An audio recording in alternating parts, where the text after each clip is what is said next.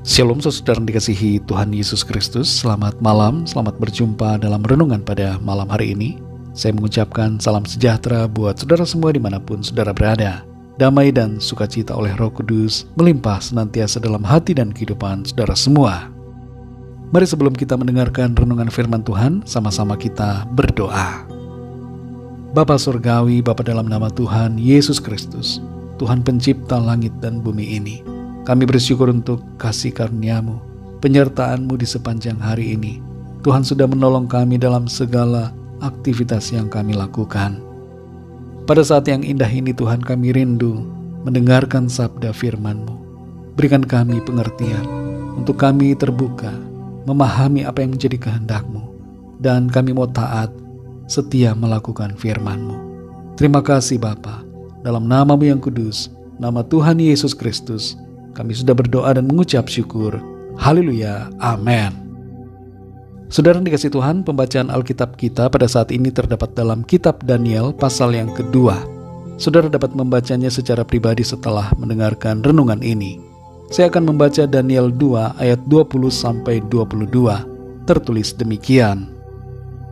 Berkatalah Daniel, terpujilah nama Allah dari selama-lamanya sampai selama-lamanya. Sebab daripada Dialah hikmat dan kekuatan. Dia mengubah saat dan waktu. Dia memecat raja dan mengangkat raja.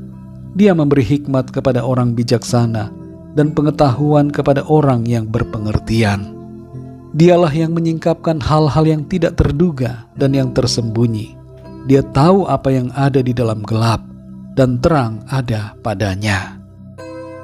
Saudara yang dikasihi Tuhan, seandainya ada seorang sahabat saudara yang bermimpi tadi malam, lalu meminta saudara memberitahukan kepadanya mengenai apa yang dia mimpikan, serta apa makna dari mimpinya itu, tentu reaksi saudara adalah dengan segera mengatakan kepadanya bahwa hal itu tidak mungkin.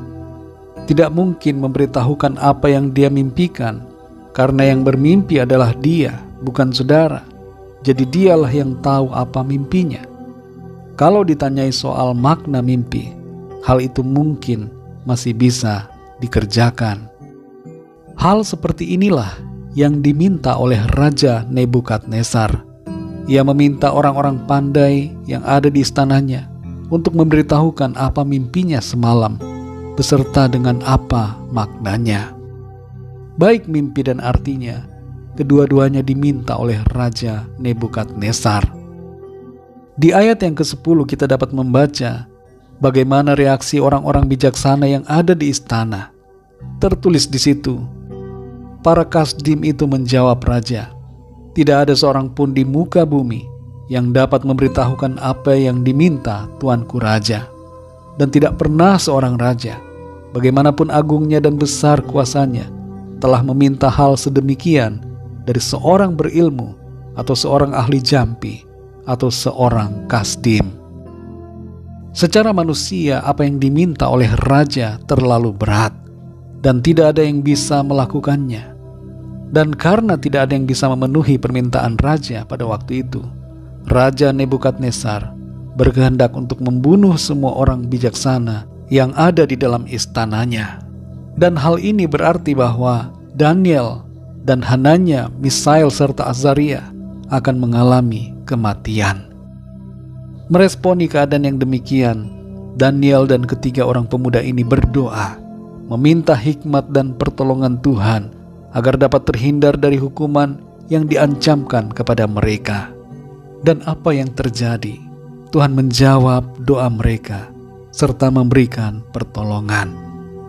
Kepada Daniel, Tuhan menyingkapkan mimpi dan makna dari mimpi Raja Nebukadnezar. Dan setelah itu, Daniel diberi kekuasaan yang tinggi oleh raja. Dari kisah dalam pasal 2 ini, saudara, kita belajar beberapa sikap dalam menghadapi masalah. Yang pertama adalah berdoa, mencari pertolongan Tuhan. Di ayat yang ke-17 dan 18, Daniel bersama ketiga sahabatnya berdoa kepada Tuhan. Hal yang kedua, saudara, sikap kita bersyukur saat mendapatkan jawaban dari Tuhan. Di ayat 20-22, Daniel mengucapkan syukurnya kepada Tuhan atas pertolongan yang Tuhan sudah berikan. Jangan pernah lupakan kebaikan Tuhan, tapi mari kita bersyukur senantiasa. Sikap yang ketiga, saudara, tidak egois, tapi menjadikan pertolongan Tuhan itu bermanfaat juga bagi orang lain. Di ayat yang ke-24, Daniel meminta agar orang-orang bijaksana yang ada di istana jangan dibunuh. Daniel sebenarnya bisa membiarkan semua orang bijaksana lainnya dihukum mati, tapi ia tidak melakukannya. Ia tidak mementingkan dirinya sendiri, tapi ia memperhatikan juga orang-orang lain. Saudara dikasih Tuhan, Tuhan adalah sumber hikmat dan pertolongan kita. Jangan putus asa ketika kita menghadapi persoalan atau masalah. Datanglah pada Tuhan melalui doa-doa kita. Mintalah pengertian untuk kita memahami dan kekuatan untuk kita mampu, serta jalan keluar untuk mengatasi semuanya. Selalu ada jawaban di dalam Tuhan. Tuhan itu baik, saudara. Tuhan memberikan pertolongan yang kita perlukan. Mari tetap berharap kepada Tuhan, andalkan Dia, dan jangan pernah putus asa. Mari kita berdoa, saudara. Bapa dalam surga, Bapa dalam nama Tuhan Yesus Kristus, kami mengucap syukur untuk firman-Mu yang sudah kami dengar pada saat ini, yang mengajar kepada kami semua untuk senantiasa berharap kepadamu, mencari Engkau, berdoa, memohon pertolongan daripada-Mu ketika kami ada dalam persoalan.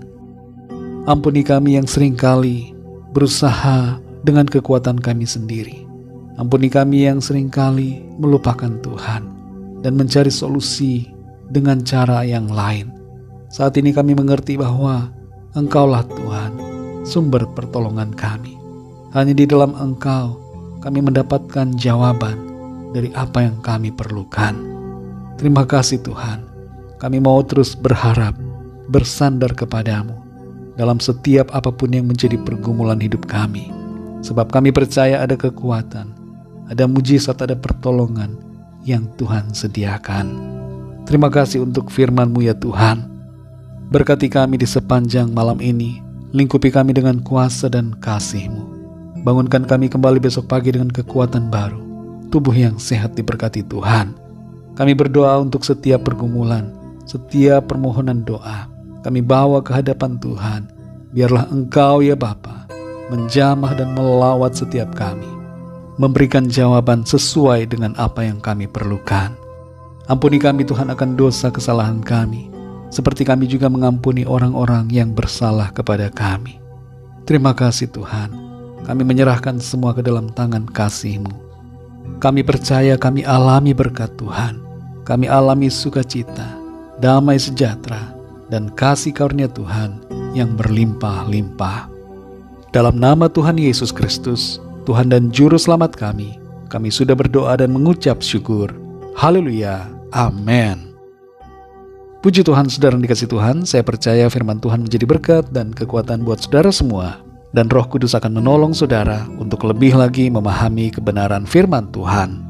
Tuhan Yesus memberkati saudara semua. Selamat malam, selamat beristirahat, dan sampai jumpa dalam renungan yang berikutnya. Haleluya.